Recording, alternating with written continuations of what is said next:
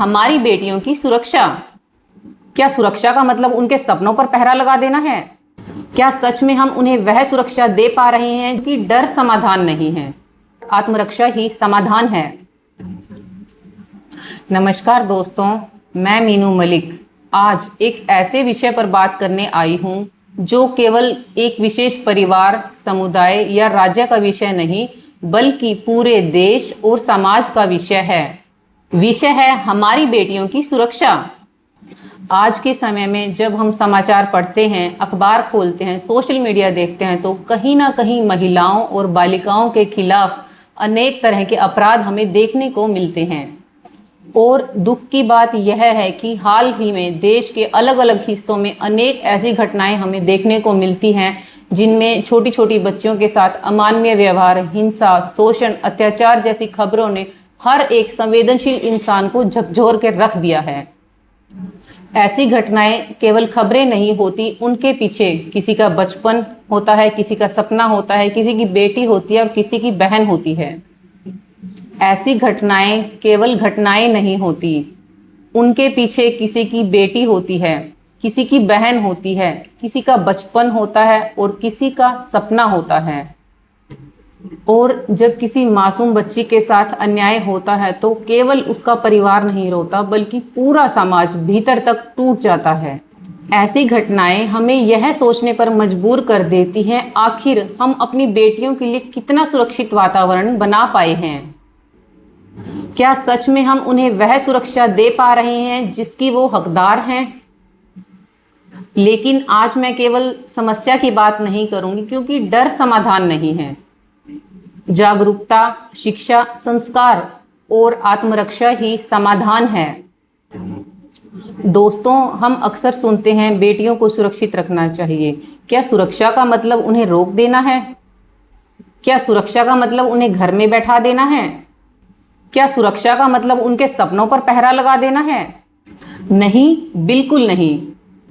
सच्ची सुरक्षा का मतलब उन्हें इतना सक्षम बनाना कि वे आत्मविश्वास के साथ अपने सभी सपनों को पूरा कर सकें, अपने अधिकारों को समझ सकें और किसी भी कठिन परिस्थिति में खुद को संभाल सकें। सबसे पहला कदम है शिक्षा। एक शिक्षित लड़की केवल किताब नहीं पढ़ती, अपने अधिकार समझती है। वह अपने लिए सही निर्णय लेना सीखती है। वह आर्थिक रूप से आत्मनिर्भर बनती है, अपने परिवार और समाज को एक नई दिशा देती है। किसी ने बहुत सुंदर कहा है, अगर आप एक पुरुष को शिक्षित करते हैं तो केवल एक व्यक्ति शिक्षित होता है, लेकिन अगर आप एक महिला को शिक्षित करते हैं तो पूरा परिवार शिक्षित होता है। इसीलिए बेटियों की शिक्षा पर खर्च नहीं, निवेश करना चाहिए, चाहे वो किसी भी फील्ड में क्यों ना हो। लेकिन दोस्तों, केवल बेटियों को शिक्षित करना पर्याप्त नहीं है, हमें अपने बेटों को भी शिक्षित और संस्कारित बनाना होगा। क्योंकि समाज की सुरक्षा केवल कानून से नहीं आती, बल्कि घर में दिए गए संस्कारों से आती है। हर माता पिता को अपने बेटों को यह सिखाना चाहिए, महिलाओं का सम्मान करना कमजोरी की नहीं, बल्कि महानता की निशानी है। उन्हें यह भी सिखाना चाहिए, किसी लड़की, महिला या बच्ची के प्रति गलत सोच, गलत व्यवहार, हिंसा केवल अपराध नहीं, मानवता के खिलाफ अपराध है। कल्पना कीजिए, यदि हर घर अपने बेटे को सम्मान, सहनशीलता, संवेदनशीलता और जिम्मेदारी सिखा दे तो समाज में अपराध कितने कम हो सकते हैं। अब मैं उस विषय पर आती हूँ जो मेरे दिल के सबसे करीब है, मार्शल आर्ट और आत्मरक्षा। मैं वर्षों से बच्चों को मार्शल आर्ट की ट्रेनिंग दे रही हूँ और मैंने अपनी आंखों से देखा है कि मार्शल आर्ट कैसे बच्चों की जिंदगी बदल देता है। बहुत से लोग सोचते हैं कि मार्शल आर्ट केवल लड़ाई सीखना है, लेकिन वास्तविकता इससे बिल्कुल अलग है।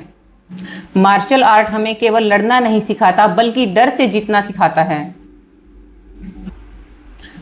मार्शल आर्ट हमें आत्मविश्वास देता है। मार्शल आर्ट हमें अनुशासन देता है। मार्शल आर्ट हमें मानसिक मजबूती देता है। और सबसे इंपॉर्टेंट बात, मार्शल आर्ट हमें परिस्थितियों के अनुसार सही डिसीजन मेकिंग सिखाता है। जब कोई बच्ची पहली बार मार्शल आर्ट की क्लास में आती है तो संकोची सी, सहमी हुई और झिझकी हुई सी होती है।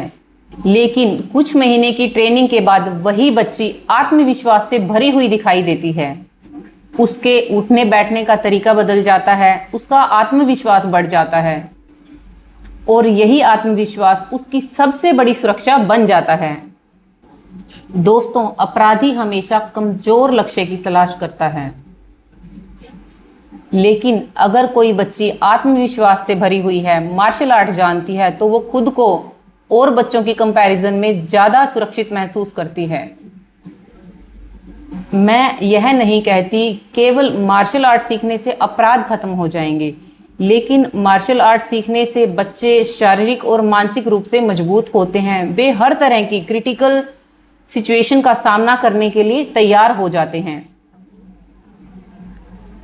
इसीलिए आज जरूरी है हर स्कूल में मार्शल आर्ट का प्रशिक्षण हो। हर माता पिता अपने बच्चों को मार्शल आर्ट जरूर सिखाएं और हर बच्चा, चाहे लड़का है चाहे लड़की है, किसी ना किसी मार्शल आर्ट क्लास से अवश्य जुड़ें।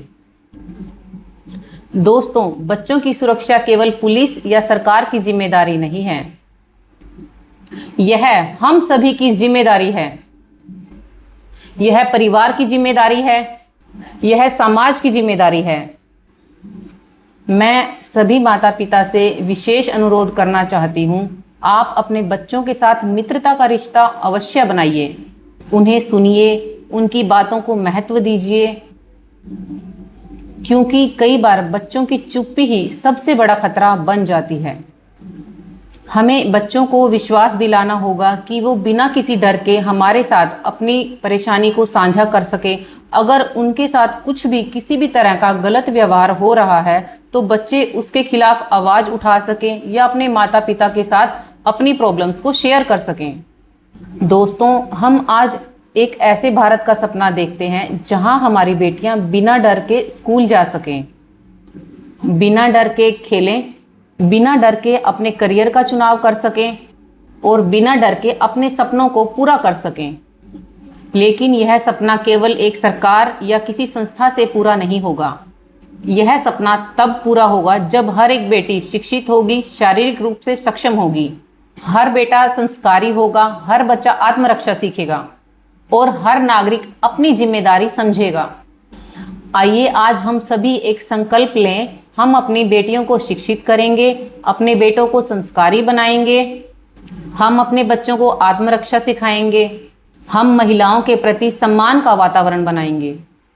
हम हाल में आई ऐसी दर्दनाक घटनाओं से सबक लेंगे और सुनिश्चित करेंगे कि हमारे आसपास ऐसी कोई भी घटना ना हो, हमारी बहू बेटियां असुरक्षित महसूस ना करें और एक सुरक्षित, सशक्त और जागरूक भारत के निर्माण में अपना योगदान देंगे। और अंत में मैं केवल इतना कहना चाहूंगी, शिक्षित बेटी राष्ट्र की शक्ति है, संस्कारी बेटा समाज की सुरक्षा है और मार्शल आर्ट अनुशासन और आत्मविश्वास की पहचान है। आइए मिलकर ऐसे भारत का निर्माण करें जहां हर एक बेटी सुरक्षित हो, सम्मानित हो और वो अपने सपनों को खुले आसमान में उड़ने दे। धन्यवाद। जय हिंद।